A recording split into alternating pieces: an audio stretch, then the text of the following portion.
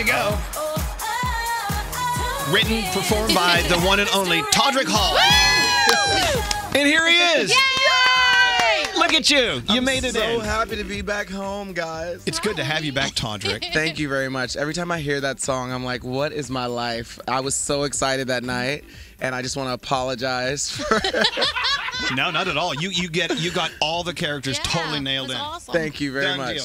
Hey, so I don't even know where to start. Todrick came in and sat down, and I wanted to have a conversation with you with the mics off. I'm thinking, I don't want to waste it with the mics off. Let's wait till the mics are on, like right now. Let's do it. We can do it again. Welcome to your incredible performance in Kinky Boots. Thank you very much. As you know, or may not know, Todrick took over the role of Lola November 1st, I believe, the very beginning of November, and he's been there. And you're there till when? Till March 5th. And so what happens March 5th? Well, March 5th is my last performance, and I'm so sad, but I'm having such a good time. And all of your fans, I just have to say this because I don't get to say this enough. Every single time I come on your show, it's like life-changing. I came on here the last time to say that my album had come out and that it was going to be available on iTunes. It didn't go on until like later that night, but I think largely in part thanks to you, the album went to #2. And then all of your fans came to my concert every single night. I texted you in the middle of the summer and said, every single night, all of these people are coming up saying, I'm coming to your concert because Elvis Duran talks about you all the time. We love you. That's awesome. It's so sweet. I love it. It's just, here we go. Let's lay it on thick. Todrick Hall. When you go see Todrick Hall performing, whether it's in Kinky Boots or in a show, anywhere, like a fundraiser or his own show straight out of Oz. Or Strip club. Strip clubs. Yep. It's truly always a stellar performance that changes your life. You always have message in your songs. You always give it your all. You really kind of go inside out when you sing because we always see your heart when you perform. And I don't know if you try to do that or it's just something you've been doing since you were a kid. No, I was just raised in church. I don't have any formal training. I just started taking voice lessons for the first time when I got in this show because 8 shows a week is so difficult to do. But I just tap into my inner Sister Act 2, Lauryn Hill, and I just try to sing from my heart every single day. That's the only way I know how to sing. Well, Danielle saw you. I saw you Tuesday. Danielle saw you Friday. When you were singing that really emotional song that you sang in the show, I don't think my husband even realizes it because I haven't said anything, but I turned to look at him and he was crying and I was like, wow. And that is the heartstrings that you pulled. I was just attracted to you in your boots and everything. I was like, damn. But it was, the differences in your performance coming out as Lola and then coming out as, I don't want to say Simon. everything. Yeah, I don't want to give it away. Got it. But it was just 2 totally different things and 2 totally different heartstrings that you pulled. And it was just incredible. Well, thank you. Yeah. I'm so happy that the producers gave me this opportunity. They cast me from YouTube, and I had no idea what was going to happen. And I'm glad I didn't have to audition because I would have just been sweating in my pants. These songs are so difficult to sing, but I've learned so. Could have sweat in your pants. Yeah, and I would have sweat my boots off. But I mean, first of all, I have a humongous appreciation for women and everything you guys have to do, you ladies have to do to look beautiful every single day. The heels, the hair, the earrings. Oh my gosh, it's so difficult. I don't know. You seem like you enjoy it a lot. I do enjoy it, but it's very difficult. My feet hurt. The hair is always stuck in your mouth. The lip gloss, whoever invented that is from the devil.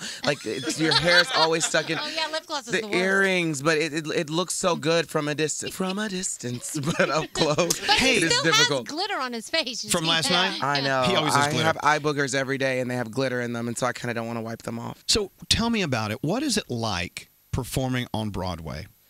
What is it? It's the most satisfying thing in the world. It's really difficult because when you're on YouTube, you can press upload and millions of people can see your work within 24 hours.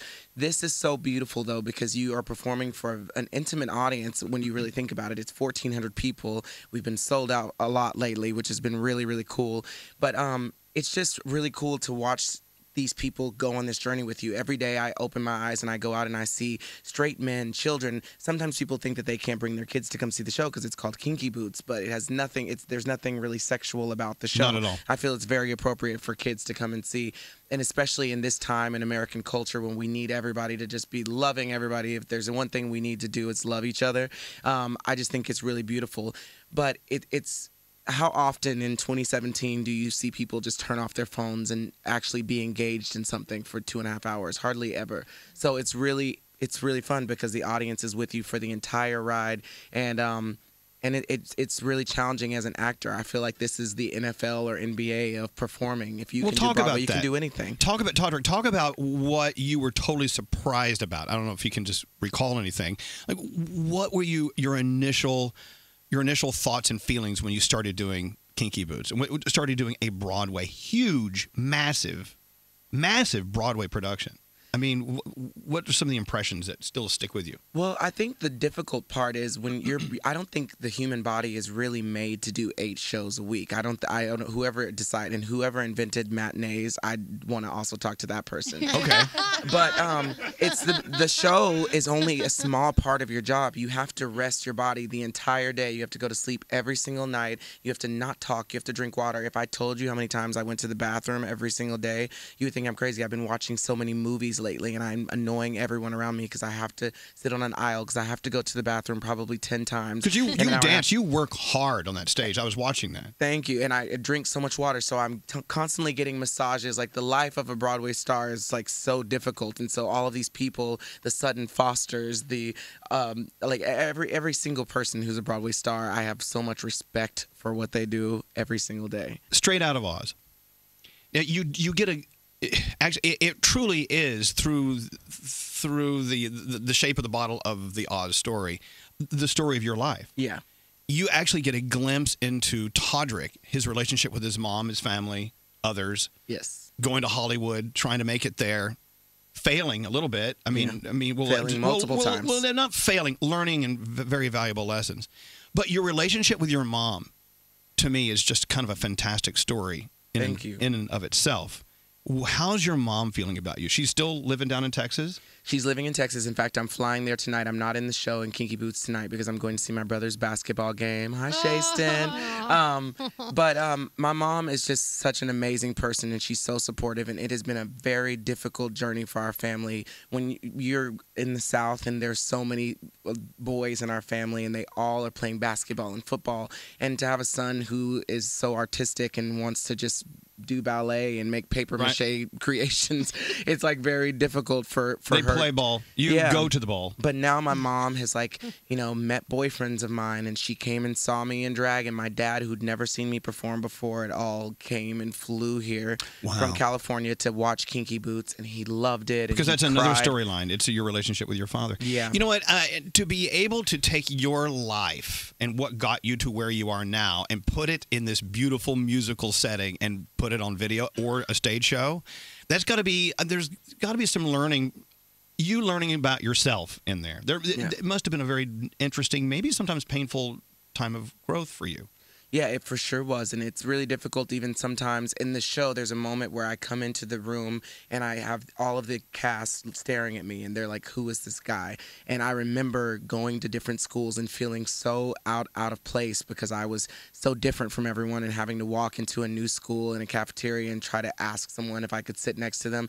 And so there are moments where I have to take myself out of the role of Lola or Simon because I can't say the lines. The other day, I just was bawling on stage in the middle of the bathroom scene because every now and then it just really hits home how much this character parallels with my own character. And also Straight Out of Oz, I went from one pair of red boots to another pair of red boots, and so both of these stories are very similar in my life. And I might be saying too much, but there are a lot of Broadway producers super interested in bringing Straight Out of Oz and to Broadway. They should. And so I'm having that discussion with them now. So hopefully the next time I'm sitting with you, I can't we'll tell you enough. You've got to see Straight Out of Oz. No. Hey, when you do Kinky Boots and you go from being Simon, the guy, to being Lola, the woman, with that, and of course, the character actually does have that pumped up confidence while in drag.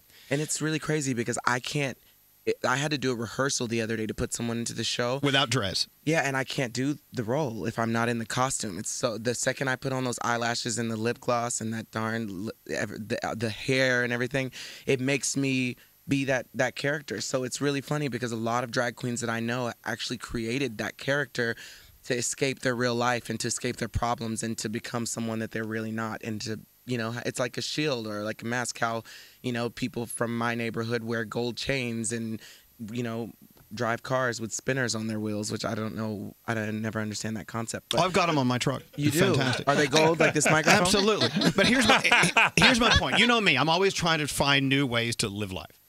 I'm thinking, in life, we can't always put on a character's clothing to kind of take us to that level of confidence.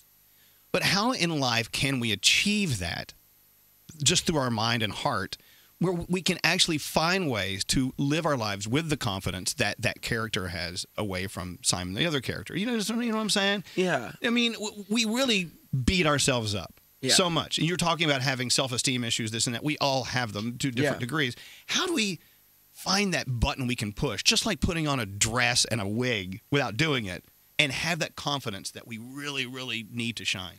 I wonder. I don't know that there's a button that you can push, and I kind of like the fact that there's no button. I love the fact that you can wake up every single day and that you're constantly working on yourself. Because if there was a button you could push, then you wouldn't have to keep learning things about yourself. And I think all of us look back at the 5 year ago version of us, the Throwback Thursday Elvis, and say, wow, first of all, I'm really skinny now. And then secondly, you say, like, if I had known 5 years ago what I know now, I would be doing that different. But you wouldn't know that because... No, see, I wouldn't. I want to... we don't have regrets. You don't have a life of any regrets. No, I love that we're constantly a work in progress, and I love every single day, like waking up saying... I've learned how to make the conscious effort to make every day be a good day, because every day is not going to be a good day, but you can. There are some people that choose to focus on negative things, and there are some people that choose to, like, I now, when I'm having horrible things happen to me, I find a way to laugh about it and, like, just find humor in it and be able to move forward, because it could be so much worse. And that's what I try to do every single day. And I do that at work. Every day I walk into work, and sometimes I don't feel like performing, but the second I get on that stage and I see these kids, like, clapping, it's the first time they're ever experiencing this show, and it's such a beautiful message that there's no way I can go through the show and be in a bad mood. I'm like, forget that guy, forget this drama, forget whatever is happening, and just have fun, because life is so fragile. I burned myself. Did you see that? No. I spilled hot boiling water from a steamer on my leg the other day, and my skin started melting off in front of my eyes. It was so crazy. It was like the Demogorgon had crawled into my leg. It was the worst thing that has ever happened. That must have been a little frightening. It was so scary, but I was like, what would Beyonce do? What would Beyonce do? I want to get that tattooed on my wrist. What would Beyonce do? She would have still done the show. So I tried to do the show, and everybody, my assistant and everybody in the team was like, Todrick, your leg is literally burning off. You have to go to urgent care. And so I missed that show, but I hobbled my ass back to the theater for the evening performance, and I did the rest of the shows this weekend. Wow. But the show must go on. The show must go on, and life must go on, and you can sit there and focus on a burnt leg and sit there and hope and pray that it gets better, or you can go dance and do what you wanted. And when I was on stage for 2.5 hours, I didn't care about my leg at all. It was like it didn't even matter, because I was performing and doing what I love to do. It's a horrible analogy, and I'm not saying that we should, all go like drop boiling water on our legs, but you get the point. Let's try it, though. Let's go get some. Greg T, go get boiling water. Todrick, every time you visit, we get such great positive response, because just talking to you and listening to your outlook on life is just so refreshing and so cool. And congratulations. Thank you so much. Broadway star, Todrick Hall. Woo! Thank you. I don't know if you had anything to do with the iHeart nomination. I don't know if that has anything to do with you, but I appreciate They don't listen to me here.